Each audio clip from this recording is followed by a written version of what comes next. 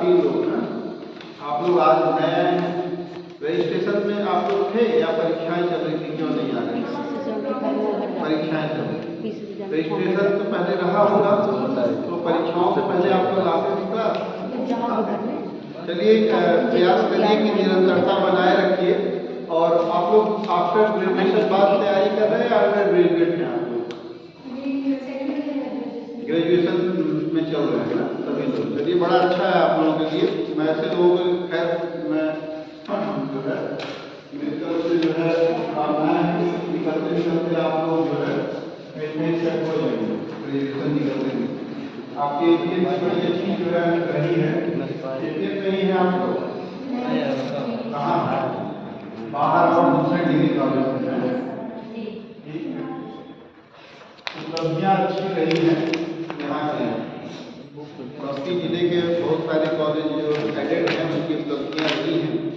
थोड़ा सा हम लोग पढ़ेंगे एनर्जी के बारे में। परमाणु आपूर्तिकर्ता समूह, ठीक है ना? Energy NSG nuclear supplier group. Nuclear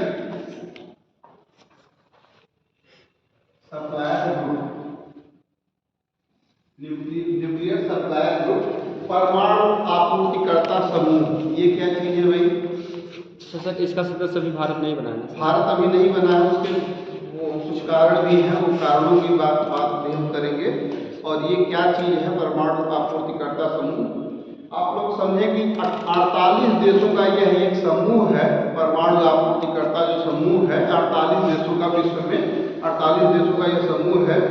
इसका लक्ष्य है परमाणु सामग्री और तकनीक और उपकरणों का क्या करना है? आदान प्रदान करना एक दूसरे से, ठीक है? इस्तेमाल की जाने वाली इतनी सामग्रियां हैं जो कि रक्षा क्षेत्र में जो इस्तेमाल की जाती हैं, ठीक है? और इनके मतलब जो इस समूह में नाभिकीय हथियार बनाने योग्य सामग्री को क्या करते हैं? निर्यात करते हैं। अच्छा, एक चीज और है कि एनर्जी में भारत शामिल नहीं हो पा रहा है।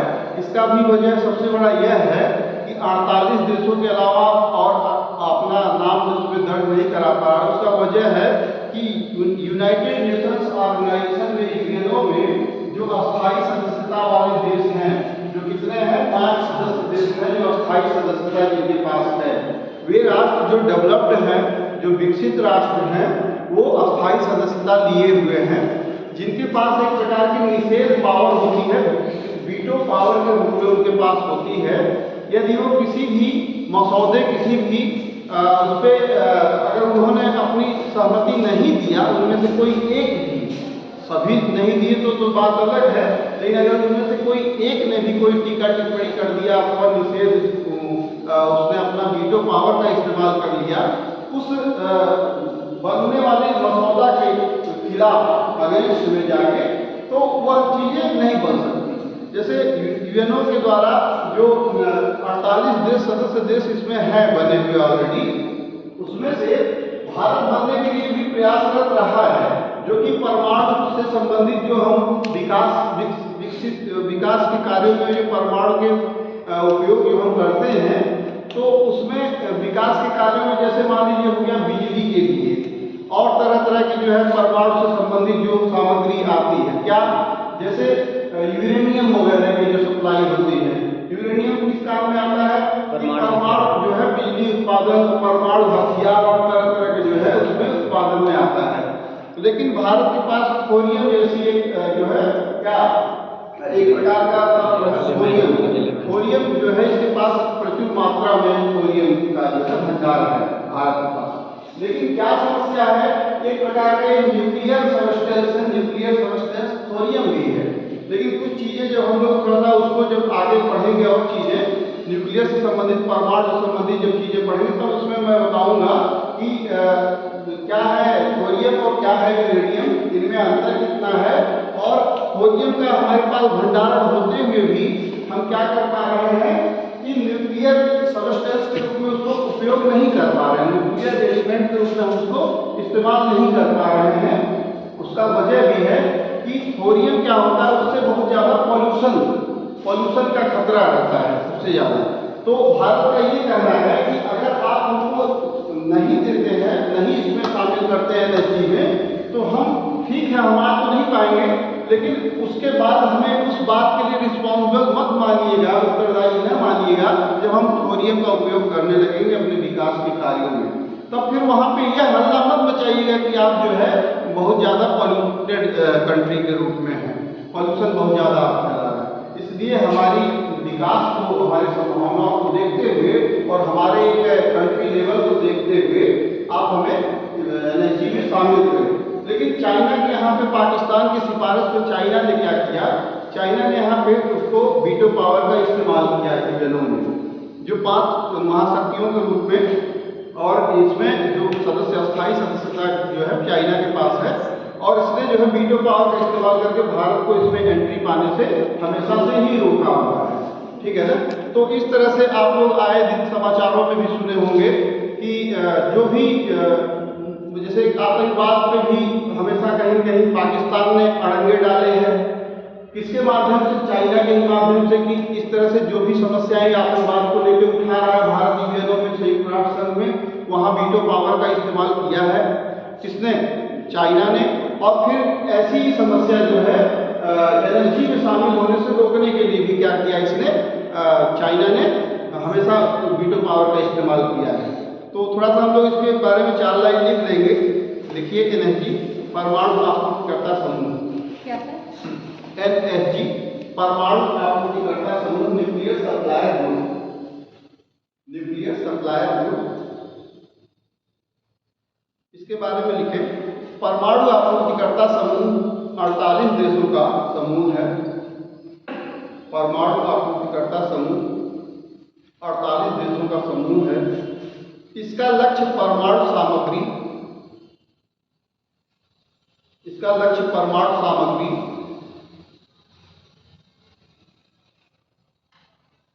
तकनीक एवं उपकरणों का, तकनीक एवं उपकरणों का निर्यात नियंत्रित करना है, निर्यात नियंत्रित करना है, नियंत्रित करना है। परमाणु हथियार बनाने में इस्तेमाल की जाने वाली, परमाणु हथियार बनाने में इस्तेमाल की जाने वाली सामग्री की आपूर्ति से, की जाने वाली सामग्री की आपूर्ति से लेकर, आपूर्ति से लेकर नियंत्रण तक इसी के दायरे में आता है, आपूर्ति से लेकर नियंत्रण तक इसी के दायरे में आता है, इसी के दायरे में आता है। यह समूह नाभिकीय हथियार बनाने योग्य, यह समूह नाभिकीय हथियार बनाने योग्य सामग्री के निर्यात को, हथियार बनाने योग्य सामग्री के निर्यात को नियंत्रित करता है, को नियंत्रित करता है। इसका वास्तविक लक्ष्य, इसका वास्तविक लक्ष्य नाभिकीय हथियारों का प्रसार रोकना, नाभिकीय हथियारों का प्रसार रोकना तथा नाभिकीय ऊर्जा का शांतिपूर्ण हथियारों का प्रसार रोकना तथा नाभिकीय ऊर्जा का शांतिपूर्ण प्रसार रोकना तथा नाभिकीय ऊर्जा का शांतिपूर्ण इस्तेमाल करना है, इस्तेमाल करना है। और एक इसकी सबसे खास बात यह है कि एनएसजी का कोई अस्थायी कार्यालय नहीं है। जैसे अलग अलग देशों में जो इनके कार्यालय होते हैं, एनएसजी का कोई अस्थायी कार्यालय नहीं है। ये भी नोट कर लेंगे इसमें, एनएसजी का कोई अस्थायी कार्यालय नहीं है। रासायनिक हथियार विशेष संगठन के बारे में हम जानेंगे। ऑर्गेनाइजेशन फॉर द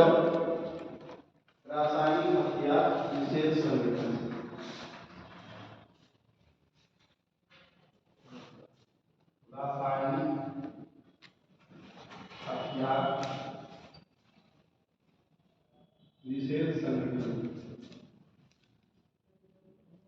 निषेध संश्लेषण संगठन, ये क्या है? रासायनिक हथियार निषेध संगठन, organisation for the prohibition of chemical weapon. इसको शॉर्ट में आप लिख सकते हो OPCW, OPCW।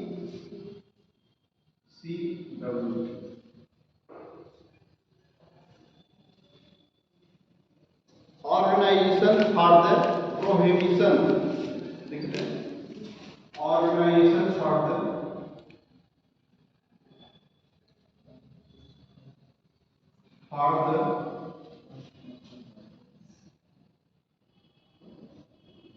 प्रोहिबिशन। जिसको नहीं समझ में आएगा आप पूछ लेगा।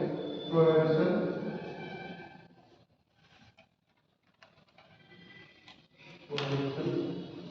For chemical weapons, chemical weapons.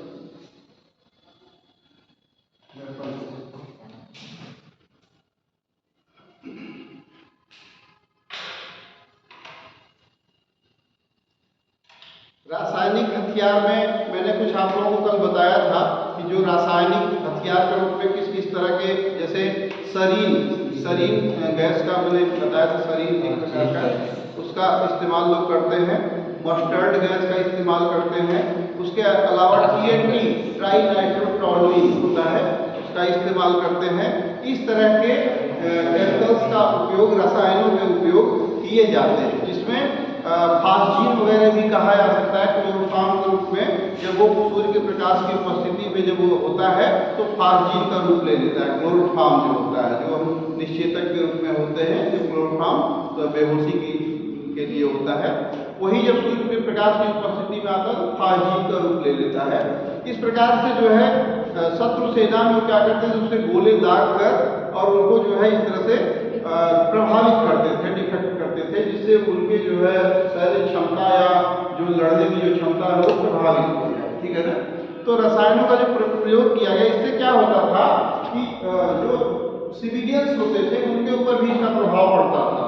जो सिविलियंस मीन्स जैसे जो आर्मी फोर्सेस के अलावा भी जो नागरिक वहाँ के होते थे लोकल जगहों पे, उनके ऊपर भी बड़ा प्रभाव उसका पड़ता था।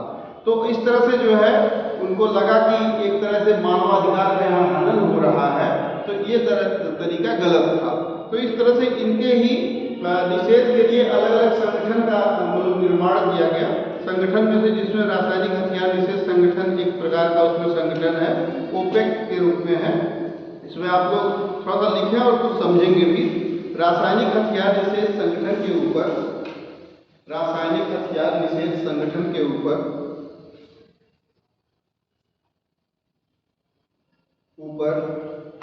ही रासायनिक हथियार कन्वेंशन को, ही रासायनिक हथियार कन्वेंशन को, अच्छा मैंने कल बताया था आपको केमिकल वेपन्स कन्वेंशन एक बार होगा था ना, कन्वेंशन भी है और यहाँ पे क्या है, संगठन है। तो कन्वेंशन को लागू करने की जिम्मेदारी होती है। फिर से सुन लें, रासायनिक हथियार निषेध संगठन के ऊपर ही रासायनिक हथियार कन्वेंशन को लागू करने की जिम्मेदारी होती है। यह एक स्वायत्त एवं स्वतंत्र संस्थान है। ऑटोनॉमस बॉडी होती है, स्वायत्त, ठीक है ना, ऑटोनॉमस बॉडी होती है और बिल्कुल फ्री है अपने आप में। स्वायत्त एवं स्वतंत्र संस्थान है, स्वायत्त एवं स्वतंत्र संस्थान है, जो कन्वेंशन के प्रावधानों को लागू करने के लिए, जो कन्वेंशन के प्रावधानों को लागू करने के लिए सदस्य देशों को सहयोग एवं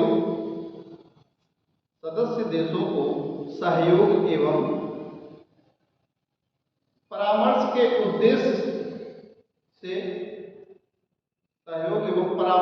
उद्देश्य से मंच प्रदान करता है, परामर्श के उद्देश्य से मंच प्रदान करता है। यह संगठन वर्ष 1997 में, बहुत तेज बोल दे रहे थे भाई, बहुत सर छूट जाता है। लागू करने के लिए सदस्य देशों को सहयोग एवं परामर्श के उद्देश्य से प्रदान मंच प्रदान करता है। हाँ सर इतना नहीं। ठीक है, मंच प्रदान करता है। यह संगठन वर्ष 1997 में, यह संगठन वर्ष 1997 में प्रभाव में आया। 1997 में प्रभाव में आया। इसको जो चीजें हैं इस तरह से इनको अंडरलाइन करते चलिएगा जिससे आपको ध्यान में रहे। यह विभिन्न वैश्विक संगठनों के समझौते पर, यह विभिन्न वैश्विक समझौते के संगठनों पर, वैश्विक संगठनों के समझौते पर कार्य करता है।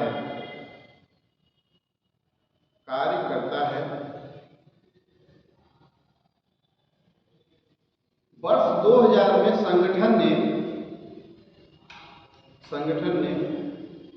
The relationship agreement,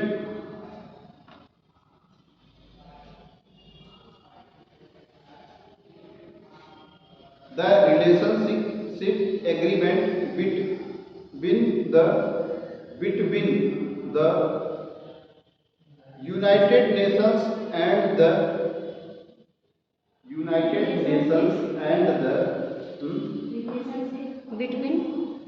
between the United Nations and the OPCW नाम से एक समझौता,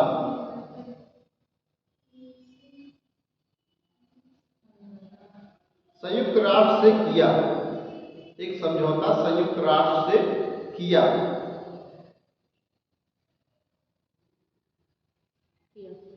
रासायनिक हथियार कन्वेंशन के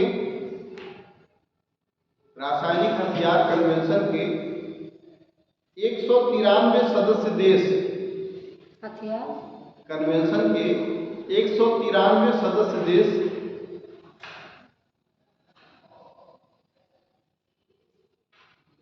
स्वाभाविक रूप से OPCW के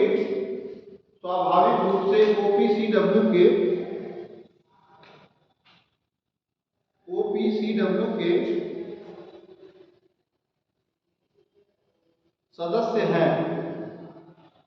हैं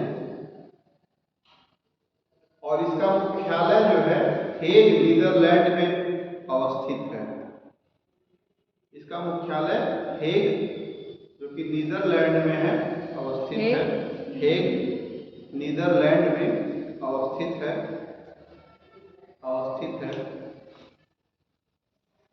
वर्ष 2013 में इस संगठन को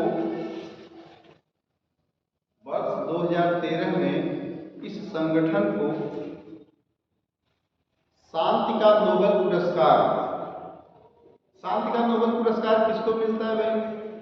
जो सर शांति मतलब शांति की दिशा में जो काम करते हैं, शांति की दिशा में जो कार्य करता है, जो संगठन, जो व्यक्ति जो शांति की दिशा में काम करता है और उसमें ऐसे दिशा में कार्य करता है जिसमें मानवाधिकार से संबंधित जो कार्य करता है, ठीक है ना, उसको क्या शांति पुरस्कार, शांति में नोबेल पुरस्कार उसको दिया जाता है। ठीक है ना।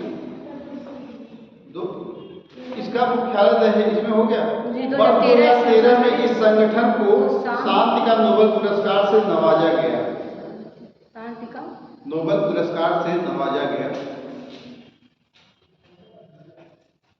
यह पुरस्कार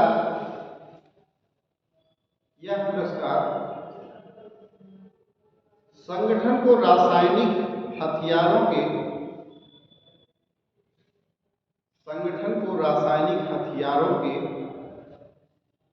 उन्मूलन की दिशा में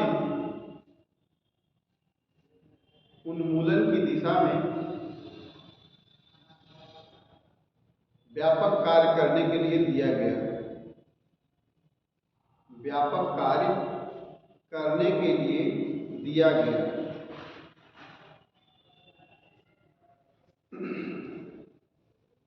व्यापक कार्य करने के लिए दिया गया है।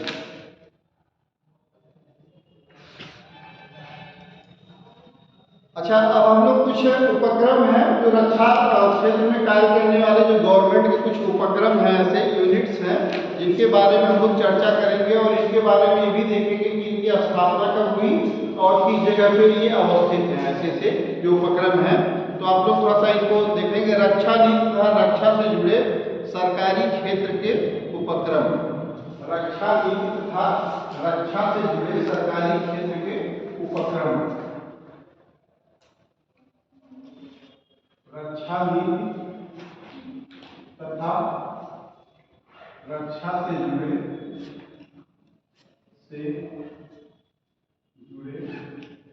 सरकारी क्षेत्र के उपक्रम। ठीक है, उपक्रम कोई कुछ नाम अगर बताना चाहे तो बताएं, कौन कौन से सरकारी क्षेत्र के उपक्रम हैं रक्षा क्षेत्र में, कौन कौन से हैं बताइए, कुछ आइडिया है? जैसे पनडुब्बी वगैरह जो बनाते हैं और व्हीकल्स बनाते हैं, आर्मामेंट्स व्हीकल्स, और तो सर गेल है, गेल हो गया ना सर, गेल इंडिया लिमिटेड। ओके, हाँ, और कुछ और सर इस तरह से है। मैं चलिए इनकी चर्चा करता हूँ। इसमें आप लोग लिखेंगे, इंग्लिश में लिखना चाहेंगे, defence policy and public sector, defence policy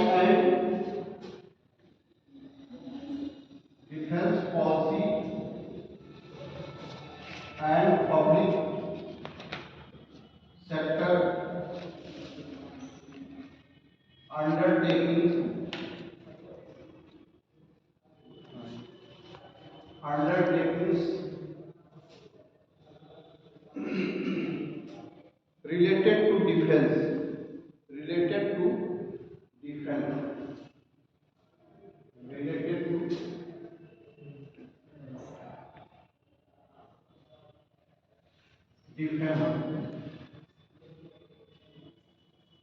related to defense,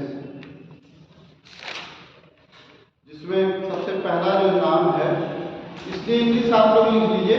कुछ जो इससे हम लोग क्या करते हैं कि जो अंग्रेजी की शब्दावलियों को भी समझ पाते हैं ना, तो जरूरी नहीं सिर्फ हिंदी ही आप लोग जानिए, इंग्लिश को भी उसको पकड़िए, उसको समझिए। ठीक है, ऐसे शब्दों को। जैसे इसमें पहला जो है हिंदुस्तान एरोनॉटिक्स लिमिटेड, जिसको HAL बोलते हैं, HAL, Hindustan aeronautics limited, HAL।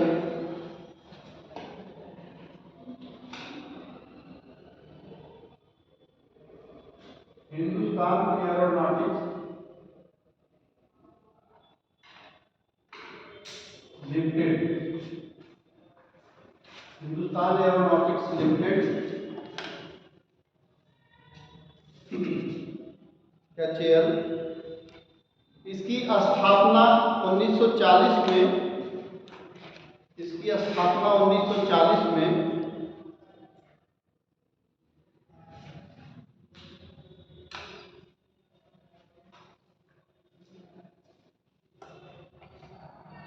इसका हुआ 1940 में स्थापना हुई। ठीक है, 1940 में। और यह एशिया की प्रमुख अग्रणी एरोनॉटिकल कंपनी है, प्रमुख अग्रणी एरोनॉटिकल कंपनी है। जैसे आप लोगों को कई जगहों पे पूछा जाता है मैच मेकिंग करने के लिए, तो HAL दे देगा, तो HAL टैंक नहीं बनाता भाई। HAL क्या बनाएगा? एरोनॉटिकल से संबंधित, जैसे एरोस्पेस से रिलेटेड चीजें ही बनाएगा, जैसे युद्धक विमान बनाएगा, ठीक है, कुछ हल्के लाइट एयरक्राफ्ट बनाएगा, हेलीकॉप्टर्स बनाएगा। जैसे मैंने उसकी चर्चा किया था, कौन सा हेलीकॉप्टर, हेलिना टाइप की चीजें, ठीक है ना। वो जितने भी युद्धक या इस तरह के जो विमान है, वही क्या कौन बनाएगा? HAL बनाएगा। ठीक है, और चीजों के लिए, जैसे टैंक हो गए, तोप हो गए, और तरह तरह के जो व्हीकल्स हो गए, ट्रक देखते हैं आप लोग, ट्रक जिसपे मिसाइल्स वगैरह ऑलरेडी लॉन्च में होते हैं ना, लगे होते हैं तिरछे में करके, तो वो अलग अलग कंपनीज बनाती हैं। तो आप लोगों को इस तरह से मैच मेकिंग के लिए आता है कि मैच मेकिंग करिए कौन सा किससे जुड़ा हुआ है, ठीक है ना।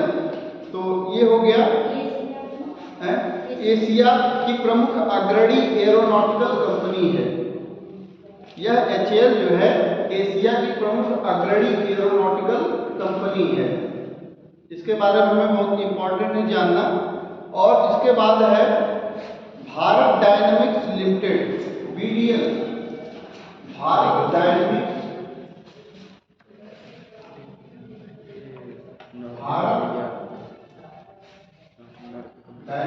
लिमिटेड,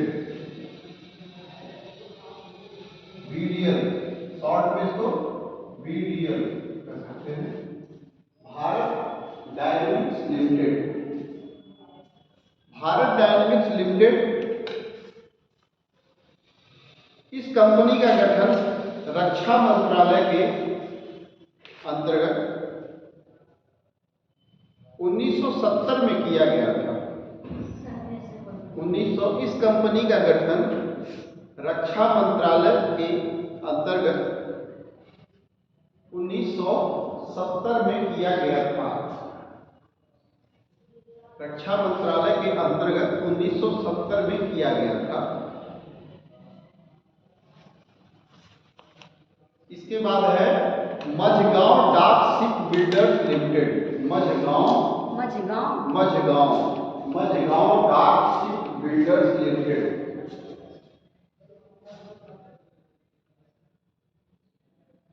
मझगांव डाक शिप बिल्डर्स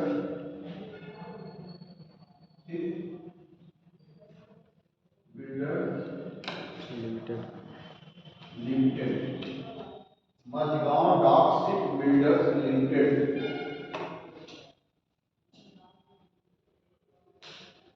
MDL भी इसको बोलते हैं, MDL ship builders limited.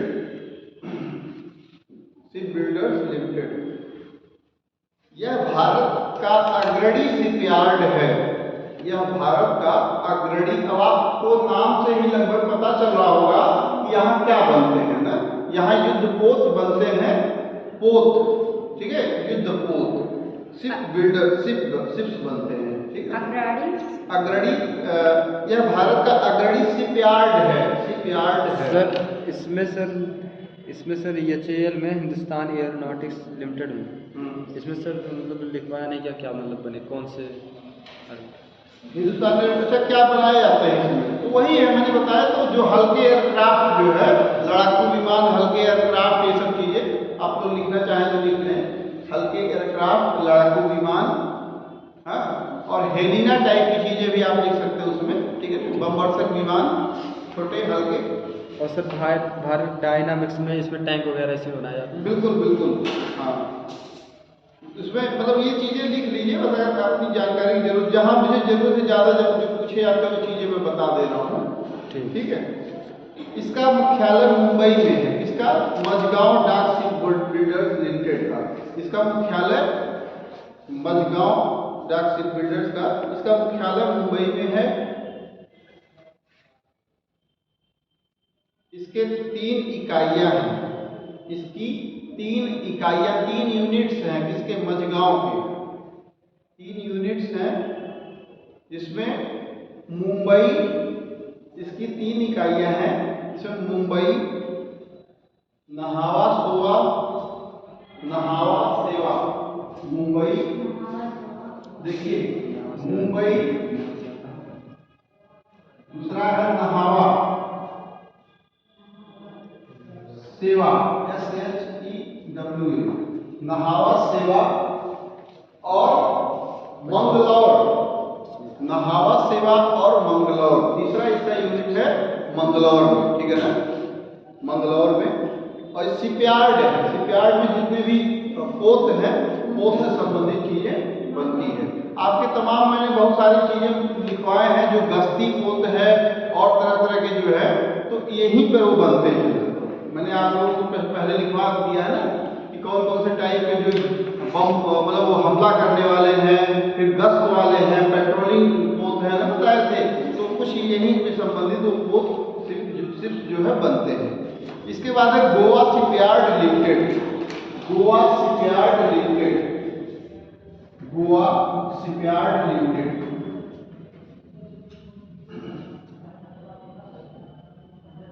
Goa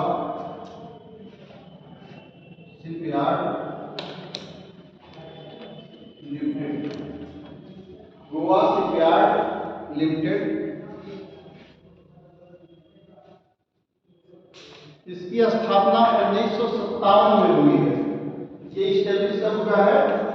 1957 में। गोवा शिपयार्ड लिमिटेड 1957 में स्टैब्लिश हुआ है। भारत के पश्चिमी तट पर गोवा के, भारत के पश्चिमी तट पर गोवा के वास्को डी गामा में, गोवा के वास्को डी गामा में स्थित रक्षा मंत्रालय के प्रशासनिक नियंत्रण में, वास्को डी गामा में स्थित रक्षा मंत्रालय के प्रशासनिक नियंत्रण में कार्यरत, प्रशासनिक नियंत्रण में कार्यरत यह एक अग्रणी शिपयार्ड है। यह भी जो है गोवा शिपयार्ड जो है एक अग्रणी शिपयार्ड है। नियंत्रण में कार्यरत यह एक अग्रणी शिपयार्ड है।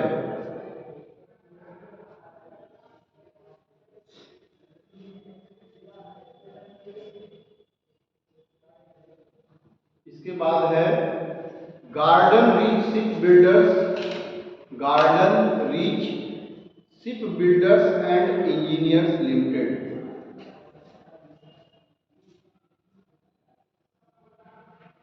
Garden reach ship builders and engineers limited,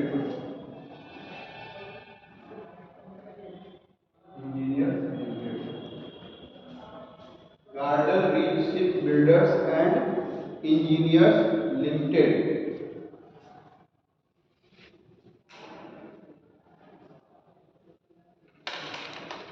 GRSE short में इसको बोलते हैं। यह भारत सरकार के रक्षा मंत्रालय के अंतर्गत कार्य करने वाली, रक्षा मंत्रालय के अंतर्गत कार्य करने वाली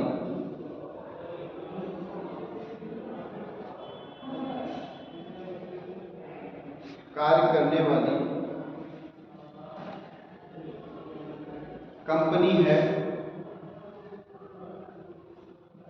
इसका मुख्यालय कोलकाता में है। इसका मुख्यालय कोलकाता में है।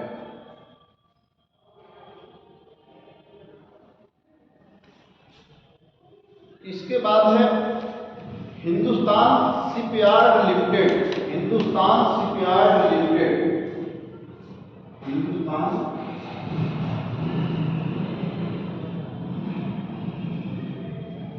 Shipyard limited, Hindustan shipyard limited, HSL इसको बोलते हैं, HSL शॉर्ट नेम है HSL। इसकी स्थापना, अच्छा एक चीज और ध्यान में आप लोग रखिएगा, कभी कभी जो है जैसे बहुत सारे जो शुरुआत किए गए हैं रक्षा क्षेत्र में, उनके पूछते भी है राजा रमन्ना के द्वारा क्या शुरू किया गया, APJ अब्दुल कलाम ने किस चीज से शुरुआत की है, ये सब चीजें पूछा जाता है। तो इसी में एक ऐसा है व्यक्ति इसमें जिसमें लिखे आपका स्थापना मूल रूप से सेठ वालचंद्र हीराचंद द्वारा, अब वालचंद्र हीराचंद द्वारा, सेठ वालचंद हीराचंद द्वारा 1941 में स्वदेशी जलयानों के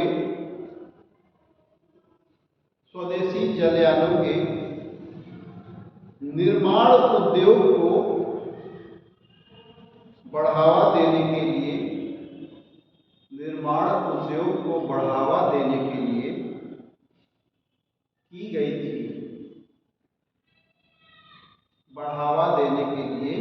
की गई थी। इस शिपयार्ड को बढ़ावा देने के लिए की गई थी। इस शिपयार्ड को 2010 में रक्षा मंत्रालय के अधीन कर दिया गया था।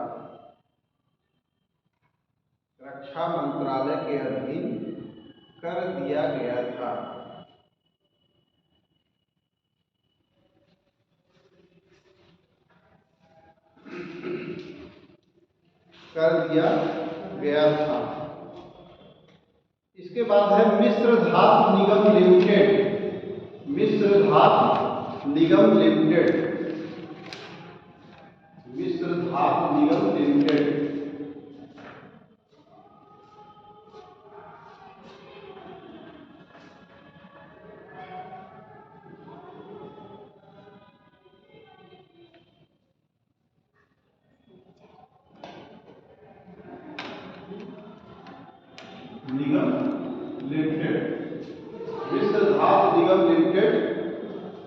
यह इसकी स्थापना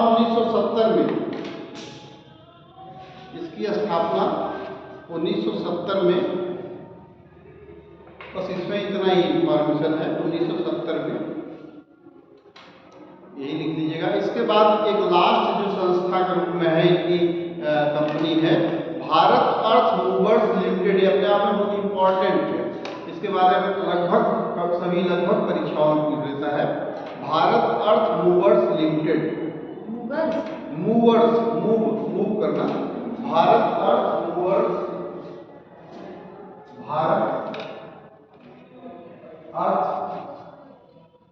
मूवर्स लिमिटेड।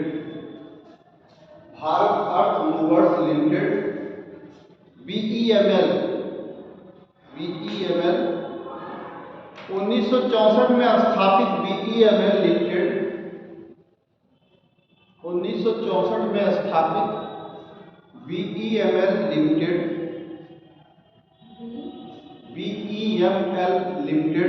1964 में स्थापित BEML लिमिटेड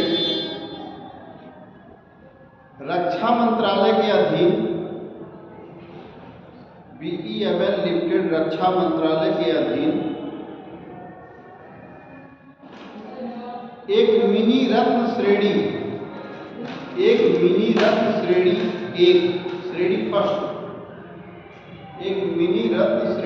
फर्स्ट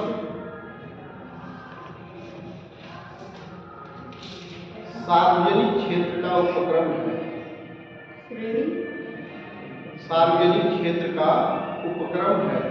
श्रेणी फर्स्ट सार्वजनिक क्षेत्र का उपक्रम है। अब मैं ये चाह रहा था कि कुछ चीज़ें जो है आप लोगों को बताने से पहले मैं कुछ क्वेश्चनायर जो है बता दूँ। इसका क्वेश्चनायर जितना अभी तक हम लोगों ने डिफेंस के मामले में जितना हम लोगों ने पढ़ा है, कुछ क्वेश्चनायर हम लोग करेंगे। तो मान लीजिए आप लोग लेकर आएंगे उसको ढूंढ के, और जो नहीं लेकर आया, मान लीजिए जो कहीं नहीं मिला या नहीं समझ में आया, तो उसकी हम लोग चर्चा अगले दिन कर देंगे, ठीक है ना। तो ऐसे में कुछ क्वेश्चनायर जरूरी है, इनके हम लोग को जानना। तो आप लोग थोड़ा सा देख लें, इसको नोट भी करना चाहें, इसको नोट करें। कुछ क्वेश्चनायर, थोड़ा सा क्वेश्चनायर इसलिए मैं आप लोगों को देना चाह रहा हूँ जो पिछले वर्ष की परीक्षाओं में आए हुए थे, ठीक है। आपके IAS और PCS सिलेबस की परीक्षाओं में पूछे गए क्वेश्चनायर हैं। और इसमें एक चीज़ और है कि आज ही से अगर हमको आदत पड़ी रहेगी इसका सॉल्व करने का, तो आगे भी हम इसको समझ सकेंगे। तो आप लोग पहला क्वेश्चन इसमें लिखें। पहला क्वेश्चन लिखे, कभी कभी समाचार में उल्लिखित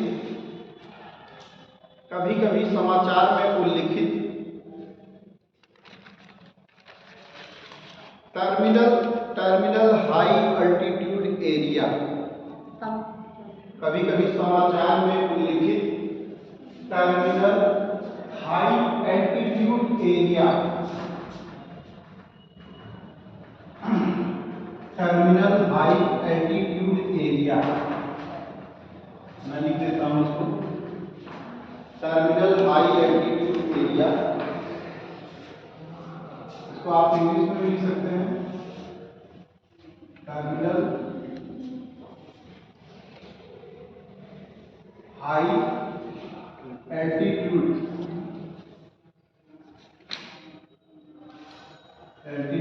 area, terminal high altitude area, defence area, defence जिसको THAAD थॉड बोलते हैं, थॉड एक प्रणाली है, थॉड, इसको थॉड बोलते हैं, थॉड, ठीक है, थॉड, इस तरह से थॉड बोलते हैं, क्या है, ठीक है, थॉड क्या है, थॉड क्या है, बड़ा ही इंपॉर्टेंट है, समझ लीजिए थॉड। अब इसमें आप लोग पहला ऑप्शन लिखेंगे, इजराइल की एक रडार प्रणाली, या डायरेक्ट आपको आंसर ही बता दे तो फिर आप लोग मेहनत कैसे करोगे, थॉड के बारे में सर्च तो करोगे ना, तो जरूरी है सभी ऑप्शन, हाँ 4 ऑप्शन है, और फिर आपको प्रयास यह करना है कि एक सही ऑप्शन को टिक करके लाना है, ठीक है ना। तो इतना होमवर्क जब हम करेंगे तभी तो हमारे जीवन पढ़ने का कुछ सार्थक होगा ना। आप लोग ये उसे ढूंढेंगे तो कुछ हम लोग और भी टेस्ट जब लेंगे तो टेस्ट में बहुत सारी चीजें तब आपको फिर सही करने में सही रहेगा ना। तो इसमें आप लोग पहला ऑप्शन लिखे, इजराइल की एक रडार प्रणाली, इजराइल की एक रडार प्रणाली, इजराइल की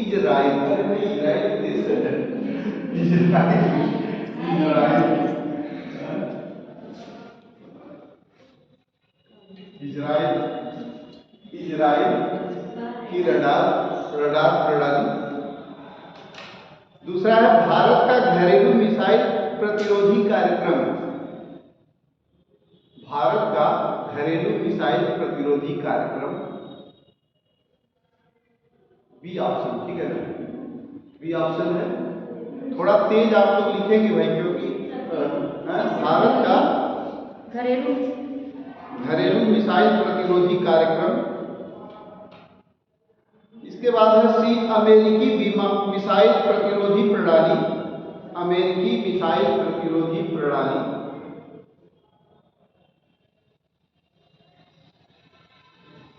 और डी है जापान और दक्षिण कोरिया के बीच, जापान और दक्षिण कोरिया के बीच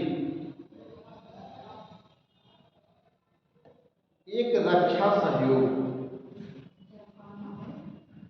दक्षिण कोरिया के मध्य एक रक्षा सहयोग, ठीक है ना।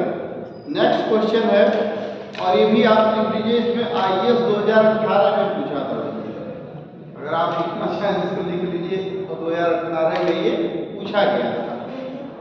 इसके बाद है INS अस्त्रधारणी, INS अस्त्रधारणी, INS अस्त्रधारणी,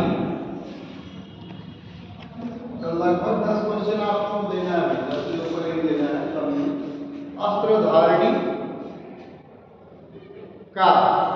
अस्त्रधारणी का जिसका हाल ही में समाचारों में उल्लेख हुआ था, जिसका हाल ही में समाचारों में उल्लेख हुआ था,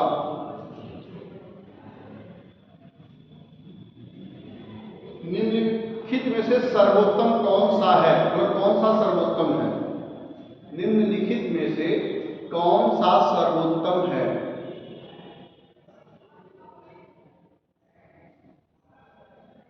पहला इसमें है उभयचर युद्धपोत।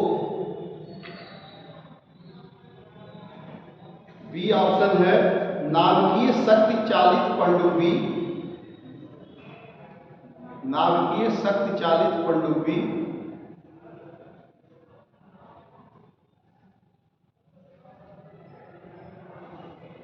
सी ऑप्शन है टारपीडो प्रमोचन और टारपीडो प्रमोचन।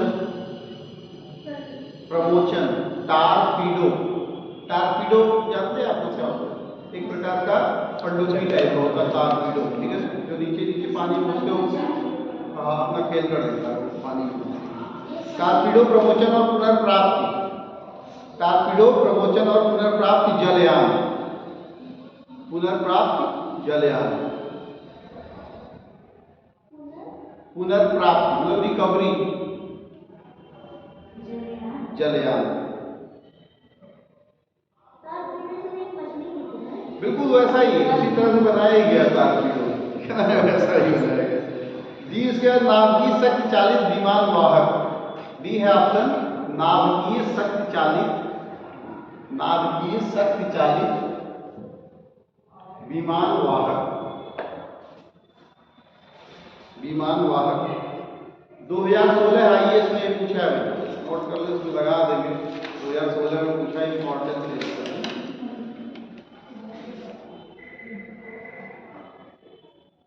इसके बाद है तीसरा क्वेश्चन, निम्नलिखित में से भारतीय वायुसेना का कौन सा विमान, निम्नलिखित में से भारतीय वायुसेना का कौन सा विमान हवा से हवा में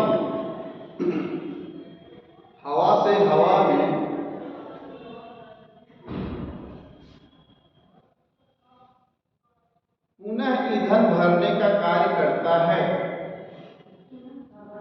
हवा से हवा में पुनः ईंधन भरने का कार्य करता है।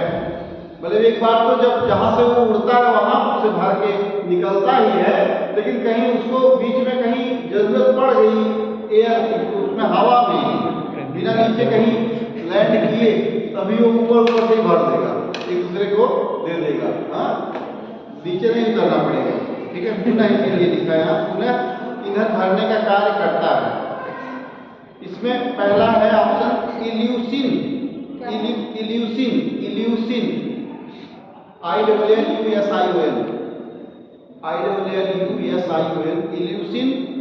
IL-76।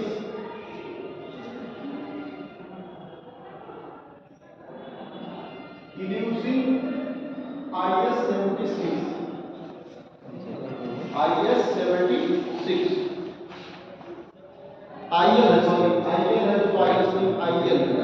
IL-76। बी है C-130J सुपर हरक्यूलिस। आपकी बुक में है क्या? अच्छा, पिछले क्वेश्चंस होंगे तो आंसर भी दिया होगा है कहीं? मत दिखाइए जो सर सॉल्व किए हैं कुछ सॉल्व। चलिए उसको आप देख लीजिएगा, सबको मत दिखाइएगा, थोड़ी मेहनत तो कर दीजिए। C-130J super Hercules. C-130, घबराइए नहीं, सारे क्वेश्चन उनके नहीं होंगे, कोई कहीं मिल जाएंगे, क्योंकि उनके पास वो बुक रखी हुई है। आप लोग बुक में से निकालेंगे, आप नेटवर्क पे देखेंगे तो मिल जाएगा आप लोगों को, ठीक है ना? तो बता दे रहे हैं तब तो हम लोग खोज लेंगे। आप बता दे रहे हैं हाँ, तो स्रोत तो बताना ही है भाई, तभी तो आप लोग ढूंढेंगे। और जब आप एक क्वेश्चन का आंसर ढूंढेंगे तो आप लोगों को और भी तो तमाम चीजें मिलेंगी ना उसमें पढ़ने को, ठीक है ना? तो आप उसमें जो और भी चीजें मिलेंगी तो वो भी लेकर आइएगा कि सर ढूंढते गोता लगाते हुए ये भी चीज मिल गया, बस ये क्या चीज है मुझे पता नहीं। तो जब उसको लेकर आएंगे तब मैं उसको फिर नेक्स्ट क्लास में आप लोगों को बताऊंगा, ठीक है ना? तो सी वाला है C-17 ग्लोब मास्टर थर्ड। अच्छा, J super Hercules. C-130J super Hercules उसी में है। दूसरा बी वाला ऑप्शन ये है C-130J सुपर हरक्यूलिस। उसके बाद सी ऑप्शन है C-17 ग्लोब मास्टर थर्ड।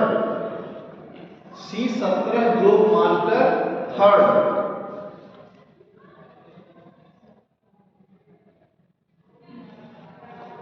और चौथा ऑप्शन डी है इल्यूसिन IL-78। जैसे आपने लिखा था पहले वाले में 76 ना, इसमें 78 है, बस इतना ही आंसर कर दिया गया।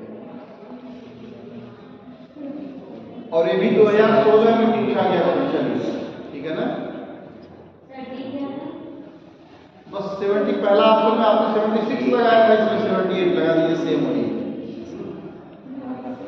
इसके बाद थोड़ा जल्दी आप लोग तेजी से लिखिए तो हम लोग सारे क्वेश्चन लगभग जितना हमें देना है सब कवर कर देंगे। सर इसमें मोबाइल पे शेयर कर देते तब भी सही रहता है, फोन पे कर देते तब भी सही। फोन पे कर दें? हाँ, सबको फोन पर ही प्रॉब्लम भी है ना, कुछ लोगों के पास शायद फोन नहीं है, तो ऐसे में चलिए लिख लेते हैं, देखा जाए। बहुत सारे अभी मटेरियल आप लोगों को फोन पे भेजने भी हैं, और कुछ जिनको नहीं मिलेंगे फोन पे, मेरी जिम्मेदारी में है कि मैं आपको प्रिंटेड मटेरियल भी उपलब्ध करा दूंगा। सब जब सुविधाएं ठीक है ना। हाँ सर। अगला है क्वेश्चन, निम्नलिखित में से कौन सी एक भारतीय नौसेना की पनडुब्बी है? निम्नलिखित में से कौन सी एक भारतीय नौसेना की पनडुब्बी है? पहला है INS विराट,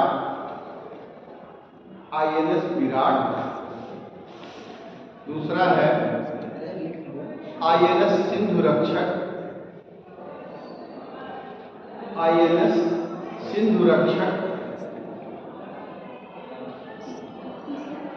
तीसरा है INS राजाल,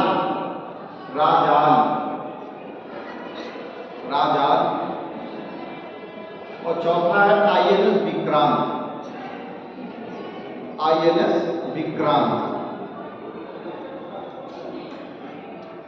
अगला क्वेश्चन है, भारत ने बराक 8 मिसाइल, जैसे इस चैप्टर का समापन अब समझ लीजिए हो रहा है, इसलिए मैं ये सारे क्वेश्चन आप लोगों को दे रहा हूँ।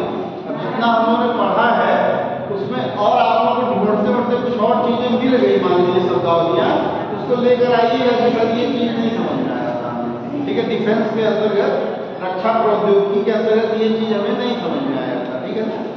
तो डिफेंस टेक्नोलॉजी भी हम लोग पढ़ रहे थे इतने दिनों में, या 3-4 दिन 5 दिन जो भी पढ़े, डिफेंस टेक्नोलॉजी ही पढ़े, ठीक है ना। इसके बाद है भारत ने बराक 8 मिसाइल, क्वेश्चन है भारत ने Barak 8 missile next generation, bracket में कर लीजिएगा, नेक्स्ट जनरेशन, बराक 8 मिसाइल का नेक्स्ट जनरेशन निम्नलिखित में से इस देश के सहयोग से विकसित की है? निम्नलिखित में से किस देश के सहयोग से विकसित की है? सीरियल वाइज आपके में मिल जा रहा कि कहीं थोड़े मिल रहा है? सीरियल वाइज, अच्छा, एक्चुअली सीरियल वाइज ईयर भी है ना इसका। निम्नलिखित में से किस देश के सहयोग से विकसित की है? किस देश के सहयोग से विकसित की है? पहला है रूस, ए ऑप्शन है रूस, बी ऑप्शन है USA, ठीक है। तीसरा है इजराइल, इजराइल, और डी है फ्रांस,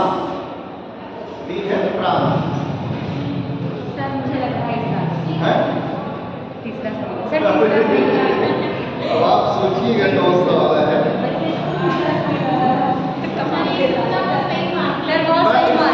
टेक्निक बता दूंगा आप लोगों को, कुछ ऐसी भी चीजें हैं जो टेक्निक मैं जब बताऊंगा तो आप लोग समझ में आ जाएगा, ठीक है ना।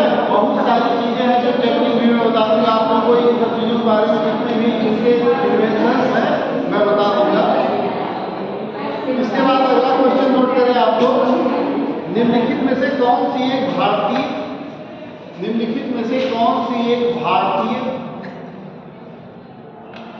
नौसेना की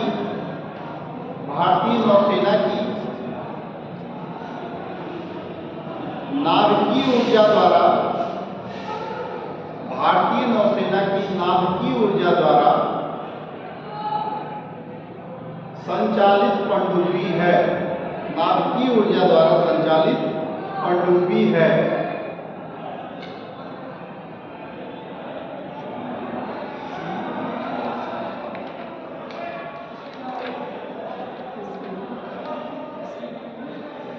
ठीक है, इसमें लिखेंगे आप लोग पहला ए लिखेंगे INS सल्की, INS सल्की। बी आप लोग लिखेंगे INS सिंधुवीर, INS सिंधुवीर। सी है INS शिशुमार, INS शिशुमार। और डी है INS चक्र, INS चक्र। ये भी 2016 में पूछा हुआ है भाई। इसके बाद अगला क्वेश्चन है अग्नि 5 मिसाइल के विषय में, इसमें से दूसरा सही है। अग्नि 5 मिसाइल के विषय में, अग्नि 5 मिसाइल के विषय में। सर उसका दूसरा सही था। आप लोग अभी नहीं बताऊंगा, सर ऐसे बोल दीजिए, आप बता अगर सही है तो कल बताऊंगा, उसको डिटेल में बताऊंगा, पूरा डिस्क्राइब करूंगा, ठीक है। अग्नि 5 मिसाइल के विषय में निम्नलिखित, अग्नि 5 मिसाइल के विषय में निम्नलिखित तथ्यों में से कौन सही नहीं है, तथ्यों में से कौन सही नहीं है। पहला है ए, इसे कहीं से भी प्रक्षेपित किया जा सकता है। पहला है इसे कहीं से भी प्रक्षेपित किया जा सकता है, प्रक्षेपित किया जा सकता है। बी है इसकी प्रक्षेपण श्रेणी, इसकी प्रक्षेपण श्रेणी, प्रोजेक्टाइल सीरीज जो इसकी, ठीक है ना, प्रक्षेपण श्रेणी 5000 किलोमीटर तक की है, 5000 किलोमीटर तक की है। सी है यह दुश्मनों के रडार की पहुंच से बाहर रहेगी, यह दुश्मनों के रडार की पहुंच से बाहर रहेगी, रडार की पहुंच से बाहर रहेगी।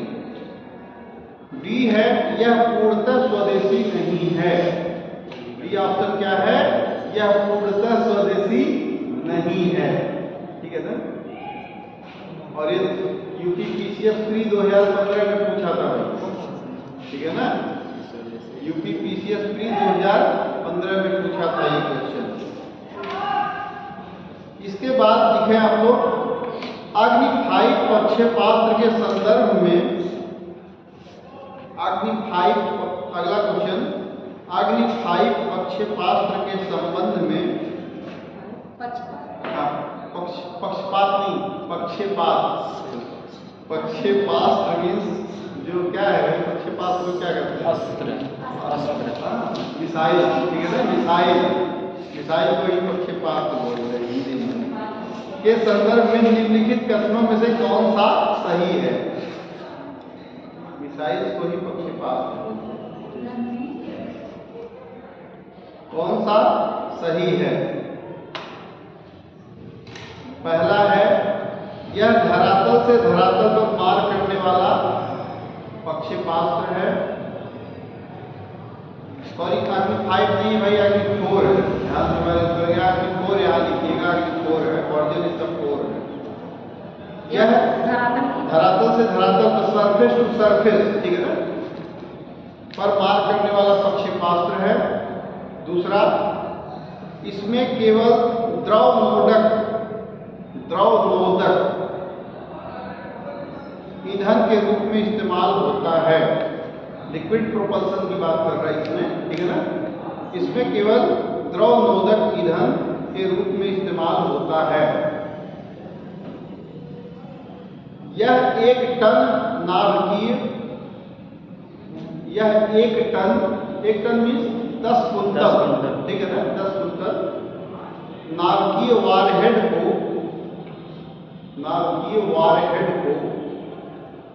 7500 किलोमीटर दूरी तक, 7500 किलोमीटर दूरी तक फेंक सकता है, फेंक सकता है।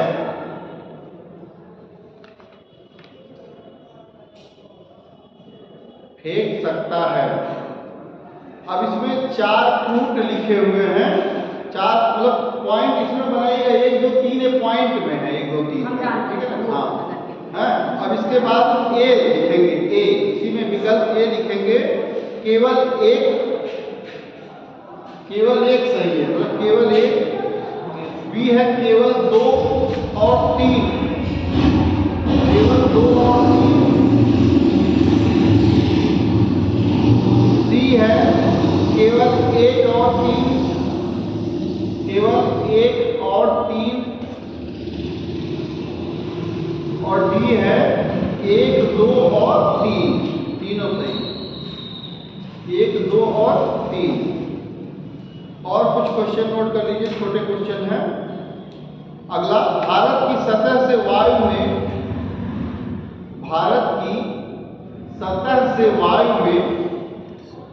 मार करने वाली मिसाइल, सतह से वायु में मार करने वाली मिसाइल है।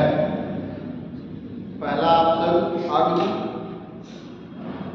नाग, दूसरा है नाग, पहला ए अग्नि, बी नाग, सी त्रिशूल और डी पृथ्वी।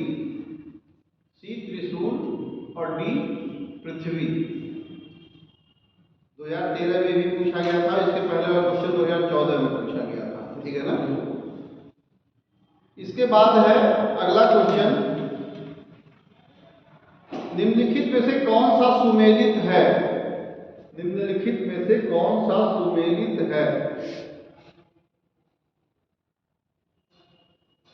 अब एक ऑप्शन आप लिखेंगे, एक साइड लिखेंगे, मतलब ए ऑप्शन लिख के त्रिशूल, और उसी साइड आगे डैश करके लिखेंगे सतह से सतह प्रक्षेपास्त्र,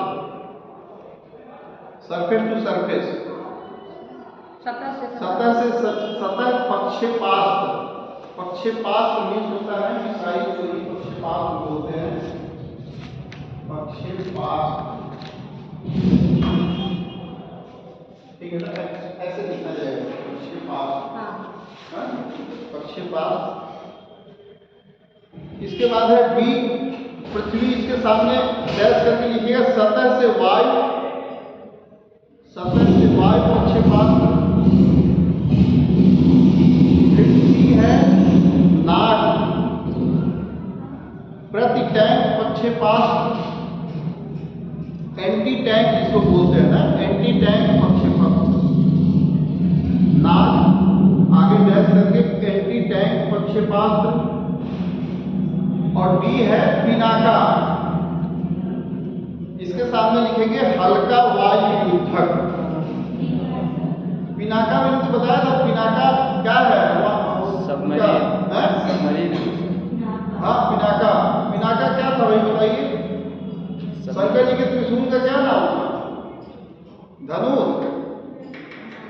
धनुष का नाम था पिनाका।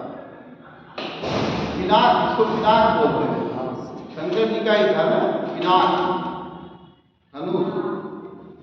इसके सामने लिखेंगे पिनाका हल्का वायु युद्धक, हल्का वायु युद्धक। अब आप लोग इसमें मैच करना भाई, जो सामने आप डैश लगा के रखे हैं, आप इन ऑप्शंस में से सब पे करना है टिक, मतलब उसको मैच करना है इनके सामने, मैच। इसके बाद एक, इसमें तो बहुत सारे हैं भाई, इसमें कम से कम हमारे पास लगभग 30-32 कुल हैं टोटल। तो यदि आप लोग कहें तो इसको मैं मोबाइल पे भेज दूँ आप लोग को, इसमें भेज दिया जाए ना, कोई प्रॉब्लम। और ये लोग सोच रहे हैं जो जुड़े नहीं हैं कि आखिर भेजेंगे कहाँ जहाँ हम जुड़े नहीं हैं, क्यों ऐसा है क्या? है आप सभी लोग जुड़ गए हैं, कोई ऐसा तो नहीं जो नहीं जुड़ा है? आप जुड़े हैं, आप नंबर दे दीजिएगा, जोड़ दूंगा आपको, ठीक है? तो इसमें आप कोई भी जोड़ सकता है आपको, तो चलिए हम जोड़ देंगे, इसमें नंबर बता दीजिएगा उसमें। तो ये जो बाकी और भी क्वेश्चन आए हैं मैं भेजूंगा, तो आप लोग क्या करिएगा कि इसको सभी को